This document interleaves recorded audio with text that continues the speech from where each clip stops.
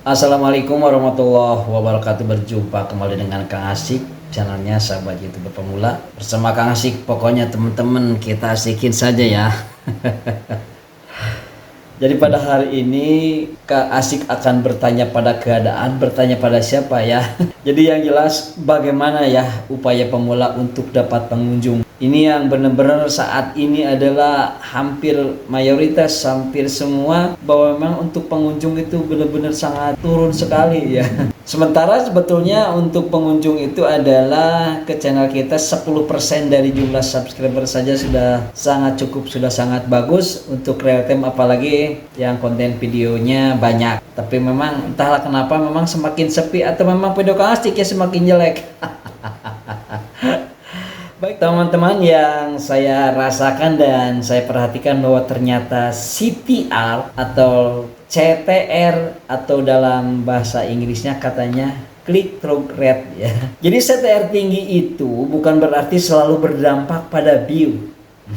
Pada view ya, sebuah video akan jadi rame. Ternyata aslinya bahwa nilai CTR itu hanya menceritakan sebuah keadaan teman-teman, bagaimana perilaku algoritma YouTube dan penonton terhadap thumbnail kita dan judul video kita. Jadi ternyata itu saja teman-teman ya. Apabila kita gagal memahami hal ini, maka justru yang akan terjadi membuat pikiran kita semakin bingung dibuatnya. Dan apa sih sebenarnya yang harus kita lakukan agar pengunjung kita terus meningkat ya? Ini nyaris persentasenya sedang lebih besar dipertanyakan oleh semua kreator. Siapa di antara teman-teman yang pernah mengalami videonya punya nilai CTR atau rasio klik tayangnya yang tinggi karena misalnya thumbnailnya menarik ya, akan tetapi pengunjung videonya sedikit? Kang Asik nggak tahu, harus diperhatikan ya, itu ngapain kita capek-capek membuat konten video kalau nggak diperhatikan. Bahkan diam di tempat, Kang Asik pernah ngalami ya, saat ini sedang terjadi seperti itu, alias nggak jalan-jalan. Sementara video yang lain malah ramai penontonnya. Artinya yang Kang Asik biarkan malah ramai penontonnya. Bingung juga ya. Hal ini pastinya akan membingungkan kita semua. Untuk itu mari ya teman-teman, kita bersama-samalah untuk mencari penyebabnya berdasarkan pengalaman teman-teman. Mungkin nanti bisa komentar di kolom yang ada di bawah ini. Kira-kira kenapa ya? Mungkin teman-teman punya pengalaman, kenapa ya bisa begitu? Jadi pada kesempatan ini saya akan mencoba menyampaikan sedikit pengalaman, tentu apa yang telah saya alami saja. Karena apa? Kalau yang sudah dialami ngomongnya gampang ya. Jadi harus bagaimana sih sebenarnya cara kita membuat video, kan begitu nanti akhirnya. Urusan nilai CTR-nya mau berapa itu ya nggak usah kita pikirkan ternyata teman. Yang penting kalau menurut saya pengunjung terus meningkat walaupun sedikit demi sedikit. Nah ini yang sedang saya lakukan. Gak apa-apalah viewernya sedikit, yang penting konten videonya banyak. Ada dalam satu konten video misalnya hanya ada 30, kan kalau membuat konten videonya 5 tetap saja jadi 150.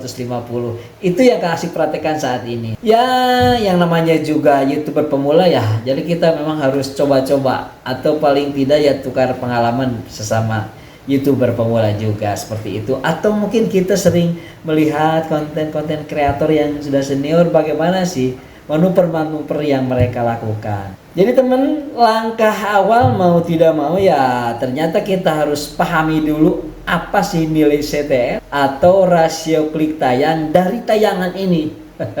Dulu saya paling gak suka ngomong-ngomong CTR, ngomong-ngomong CTR, ngomong-ngomong rasio klik tayang, buat apalah kata saya, bodoh amat, mau 3, mau 2, mau 1. Ternyata sekarang gede sekali pengaruhnya.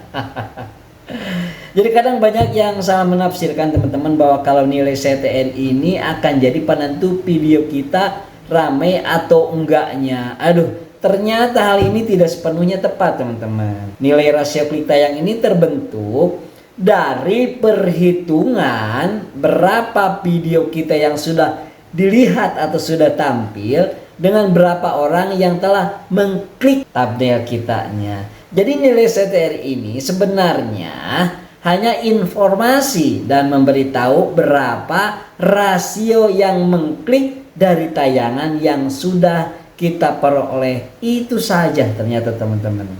Jadi saya pikir ya kesimpulannya ini hanya menurut pendapat Kang Asik ya. Jadi saya pikir kesimpulannya itu adalah bahwa apakah CTR tinggi berarti makin banyak klik dari tayangan? Jawabannya iya betul.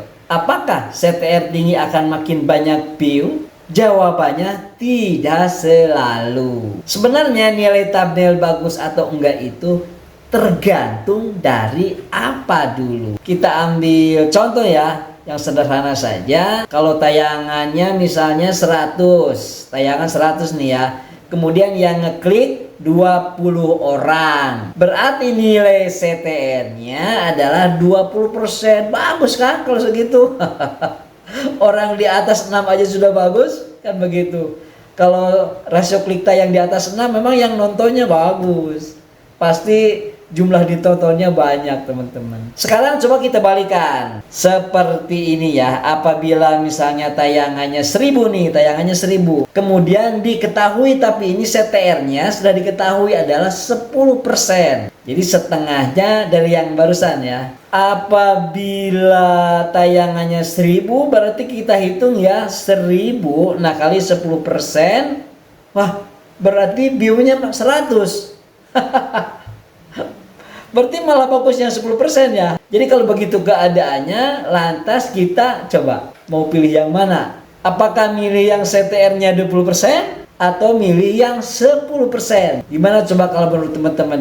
Malah tambah pusing ya. Jadi kalau teman-teman punya pendapat silakan komentar di bawah. Barangkali ini omongan Kang Asik juga kurang benar ya. Takutnya salah pengalaman saya ini. Ya saya pikir teman-teman juga akan bisa memahami ya. Seperti itu cara membaca dan memahami nilai CTR atau rasio klik tayang yang saat ini disediakan di analisis YouTube studio kita masing-masing. Jadi pada akhirnya setelah saya rasakan ini dalam membangun channel YouTube dengan lumayan ya, udah ratusan ya, semua channel-channel Kang Asik konten videonya sudah di atas 100 ya, ada yang sampai udah mau 1000. Tapi teman-teman kadang-kadang ada yang minta, coba lihat Kang Asik tolong di-spill channelnya. Ya buat apa kalau Kang Asik ngebahas CTR, kenapa harus bukain channel-channel yang lain? Nanti saja dulu ya, satu persatu lah kira-kira. Jadi yang pertama nih, nomor 1 nih, sebagus apapun thumbnail yang kita desain sehingga mempunyai daya tarik calon penonton untuk mengkliknya, tetapi apabila konten videonya tidak menarik, alhasil mungkin videonya akan dilihat hanya beberapa detik saja oleh teman-teman kita. Bahkan bisa jadi penonton video kita itu akan menutupnya kembali ya, karena tidak menarik mungkin ya, atau videonya bagus tetapi tidak sesuai dengan yang penonton cari, bisa saja. Jadi hal ini yang sesungguhnya yang kita tidak harapkan kan seperti itu. Kemudian nomor 2, sebaliknya apabila thumbnailnya dikatakan biasa-biasa saja, akan tetapi tulisan yang ada di thumbnailnya mewakili apa yang penonton cari misalnya, dipastikan penonton akan mengklik thumbnailnya dan membawanya ke konten video kita. Kemudian apabila isi videonya relevan misalnya dengan tulisan yang ada di thumbnail tadi yang dilihat oleh penonton kita, maka jelas penonton akan betah dan bertahan berlama-lama menonton video kita. Nah, kalau saya pikir hal seperti inilah yang kita harapkan sesungguhnya. Yang ketiga teman-teman, kalau begitu adanya berarti bahwa channel YouTube kita itu rohnya ada di kualitas video kita. Setuju nggak? Apakah ukuran kualitas video itu intinya ada pada teknik editing saja misalnya? Tidak selalu teman-teman. Apakah kualitas video itu yang membawakannya harus jago speaking layaknya presenter? Ya tidak selalu juga. Lalu seperti apakah sesungguhnya agar video kita itu digemari dan ditontonnya bisa bertahan lama-lama oleh pengunjung? Pan itu yang kita harapkan ya. Jawabannya singkat teman-teman, konten videonya harus sesuai dengan target pasar. Jadi lagi-lagi target pasar. Pada waktu awal kita membangun channel YouTube. Jadi target pasar itu memang marketnya harus jelas. Jadi kita itu sebenarnya sebelum membangun channel YouTube harus sangat matang dalam merencanakan target pasarnya, baru memilih niche atau temanya. Dan jangan lupa pula bahwa tema yang kita pilih itu harus benar-benar sesuai dengan hobi dan kemampuan kita. Jadi jangan memaksakan.